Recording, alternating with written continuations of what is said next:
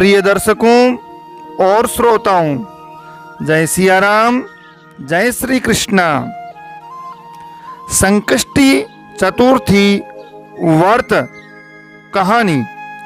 संकष्टी चतुर्थी व्रत चौथ श्री विनायक जी की कहानी जो है आप श्रवण करें। अपना व्रत जो है कहानी सुनकर जो है संपन्न करें।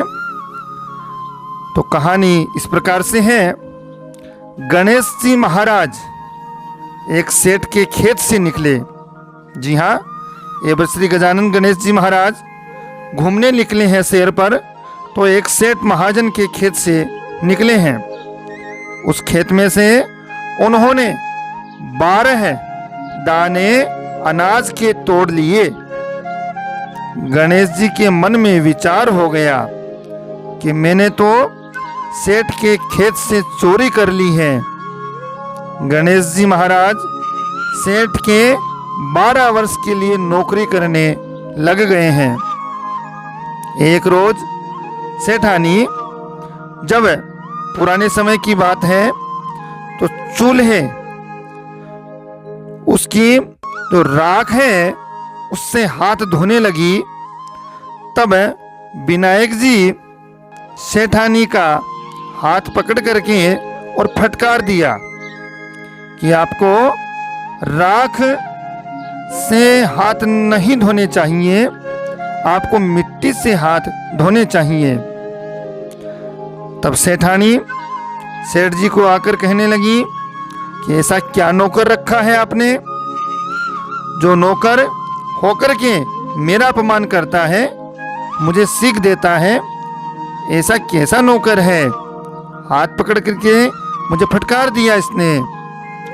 तब सेठ जी अपने गणेश नौकर को बुलाकर बोले कि तुमने सेठानी का हाथ कैसे पकड़ा, क्यों फटकारा इसे। तब उसने कहा कि मैं तो सीख बता रहा हूँ, अर्थात मैं तो इसे समझा रहा हूँ कि यह राख से हाथ धो रही थी। सो कभी राख से भी हाथ शुद्ध होता है क्या, इसलिए मैंने मिट्टी से हाथ धुला दिया।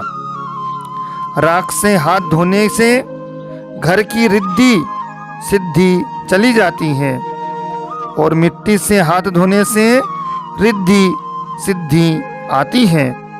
सेठ जी ने कहा, गणेश तो बड़ा समझदार है, गणेश जो कहता है वह सही कहता है। कुछ समय बाद में कुंभ का मेला आया। सेठ जी ने कहा, गणेश सेठानी जी को स्नान करा लाएगा। वे दोनों कुंभ के मेले चले गए। सेठानी किनारे पर ही स्नान कर रही थी। उसको गणेश जी गंगा के बीच में ले जाकर और गोता डुबकी लगा लाया। घर में आकर सेठानी ने कहा, यह गणेश किसी काम का नहीं है, यह मुझे घसीट कर गंगा के बीच में ले गया। इतने आदमियों में भरी भीड़ में ऐसा किया, यह मुझे अच्छा नहीं लगा, इससे मेरा अपमान हुआ है। तब सेठ जी गणेश जी को बुलाकर पूछते हैं। गणेश ने कहा कि किनारे पर बैठकर धीरे धीरे दूसरों के स्नान किए हुए जल से स्नान कर रही थी, इसलिए मैंने इसको आगे ले जाकर स्नान करा दिया। इससे आगे के जन्म में खूब धन मिलेगा और बहुत धर्म होगा, राजपाट मिलेंगे। सेठ जी बोले, गणेश बहुत समझदार है। थोड़े दिनों बाद सेठ जी के घर में हवन यज्ञ का आयोजन हुआ। तो होम जैसे ही हो रहा है, तो सेठ जी तो अच्छे सुंदर वस्त्र पहन करके बैठे हैं। सेठानी को भी हवन में बैठने के लिए बुलाया गया। तो वह सेठानी को गणेश जी जब बुलाने लगे, तो सेठानी काले रंग की वस्त्र पहन करके होम में बैठ रही थी। तब गणेश जी को गुस्सा आया। गणेश जी ने सेठानी के वस्त्रों का अपमान किया, फटकार दिया और वस्त्र दूसरे अच्छे और शुभ रंग के पहनने का सलाह दी, सुझाव दिया और कहा लाल रंग के वस्त्र धारण करो। और इसी बात से सेठानी फिर नाराज हो गई। सेठ जी जाकर पूछे कि क्या बात हुई।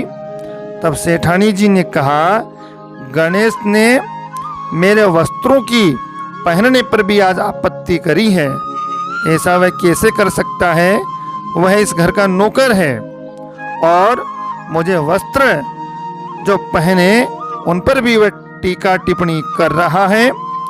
सेठ उसको बुलाकर बोले तुम तो बहुत बदमाशी करने लगे गणेश, और तुम्हें ऐसा नहीं करना चाहिए। तब गणेश ने कहा इसमें मैंने क्या गलत किया। सेठानी जी काले रंग के वस्त्र पहन करके शुभ काम में बैठती है तो ऐसा अच्छा नहीं है, इससे अच्छे फल नहीं मिलते, अनिष्ट होता है। यदि शुभ कार्य में आप शामिल हो रहे हैं तो शुभ ही कलर पहनिए, और आपको लाल रंग पहनने का मैंने सुझाव दिया और ऐसे ही सही ही मैंने इनको फटकारा है। सेठ जी ने कहा गणेश जी बड़े समझदार हो आप तो। गणेश बड़ा समझदार है। उसके बाद सेठ जी पूजा करने लगे। तब पंडितों ने कहा हम तो गणेश जी की मूर्ति लाना ही भूल गए। तब गणेश सेठ जी को बोला आप लोग मुझे ही गणेश जी की मूर्ति मानकर विराजमान कर दो, तुम्हारा सब कार्य सफल हो जाएगा। यह सुनकर तो सेठ जी अब गुस्से में आकर लाल पीले हो गए और बोले तुम अभी तक तो सेठानी जी से मजाक कर रहा था और मेरे से भी मजाक करने लग गया। गणेश बोला कि मैं मस्करी नहीं कर रहा हूँ, मैं आपसे हंसी मजाक नहीं कर रहा हूँ, सच्ची बात कह रहा हूँ। इतना कहकर गणेश जी अपने रूप में आ गए, अपना रूप धारण कर लिया। यह देख करके सेठ और सेठानी गणेश जी की पूजा करी है। पूजा के बाद गणेश जी अंतर ध्यान हो गए। सेठ सेठानी जी को बहुत धोखा हुआ। उन्होंने आपस में बात की कि अपन को तो मालूम ही नहीं था, अपन से तो घर का सभी कार्य उनसे करवाए, बड़ा अपमान किया उनका। गणेश जी उनके सपने में आए और बोले, सपने में आकर उनको दर्शन दिया। बोले हैं कि मैंने आपके खेत में से 12 दाने अनाज के तोड़ लिए थे, उसका दोष उतारने के लिए मैं तो आपका काम कर रहा था, आपकी नौकरी, आपकी चाकरी इसीलिए मैं कर रहा था कि उसका ऋण मेरे ऊपर था।